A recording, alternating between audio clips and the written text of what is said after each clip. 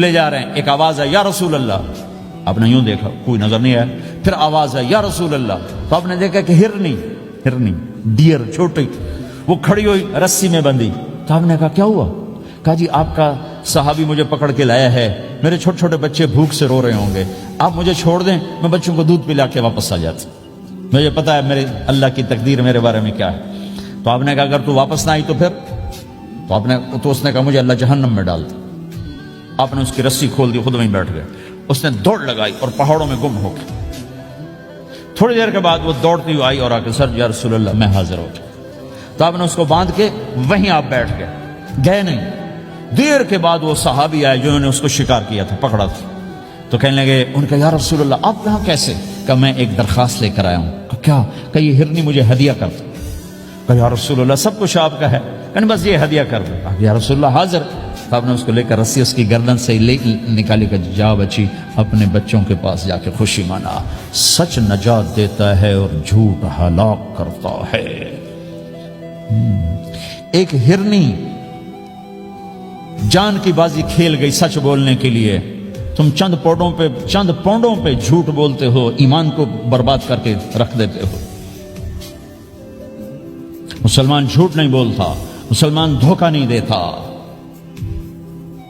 مسلمان کی زبان سے سخت بول نہیں نکلتا، کسی کو بے عزت نہیں کرتا، کسی کو کی بے کامی نہیں کرتا، کسی کا دل نہیں توڑتا، کسی کو ذلیل نہیں کرتا، خود سہتا ہے، اوروں کو خوشیاں دیتا ہے، خود دکھ سہتا ہے، اوروں کو راحت دیتا ہے، خود تکلیف سہتا ہے۔ یہ میرے نبی کے اخلاق ہیں، یہ میرے نبی کی زندگی ہے، اور یہ اسلام کا سب سے بڑا چیپٹر ہے اور سب سے مشکل چیپٹر ہے۔ جب میرے نبی نے لمبی نمازیں پڑھی تو اللہ نے روک دیا کہ میرے حبیب ما انزلنا علیک القرآن لتشقى، اتنی لمبی نماز نہ پڑھ کے تو تھک جائے۔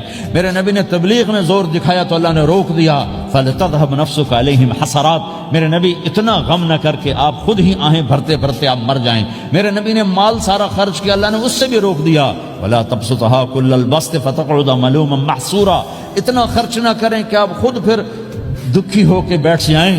خرچ کرنا بہت بڑا عمل، تبلیغ سب سے سارے عملوں کا سردار عمل، تبلیغ سے بڑا کوئی کام ہوتا تو اللہ نبیوں کو دیتا، اگر تبلیغ سے بڑھ کر کوئی کام ہوتا تو اللہ نبیوں کو دیتا، گشت سے بڑھ کر کوئی محنت ہوتی تو اللہ نبیوں کو دیتا۔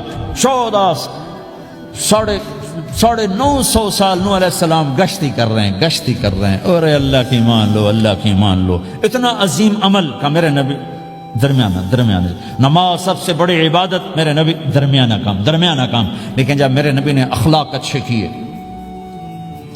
دشمن کو معاف کرنا۔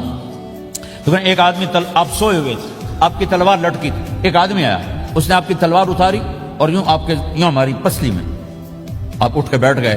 اب وہ قتل کے ارادے کے لیے آ چکا ہے اور تلوار یہاں ہے، کہتا من یمنعک منی، اب بول تمہیں کون بچائے گا؟ تو آپ نے مسکراتے ہوئے کہا اللہ، تو اس کے ہاتھ سے تلوار گر پڑی، تو آپ نے اٹھا لی، آپ نے یوں سیدھی کی، اب تو بچا، تجھے کون بچائے گا؟ وہ کہنے لگا مجھے تو ہی بچائے گا، وہ تو اللہ کو جانتا نہیں تھا، کہا بابا مجھے تو ہی بچائے گا۔ تو آپ کہتے ہیں اس کا سر اڑا دو، یہ نبی کو قتل کرنے آیا ہے۔ میرے نبی نے فرمایا کلمہ پڑھتے ہو؟ کہا نہیں پڑھتا۔ کہا جاؤ معاف کیا۔ یہ میرے نبی کے اخلاق ہیں۔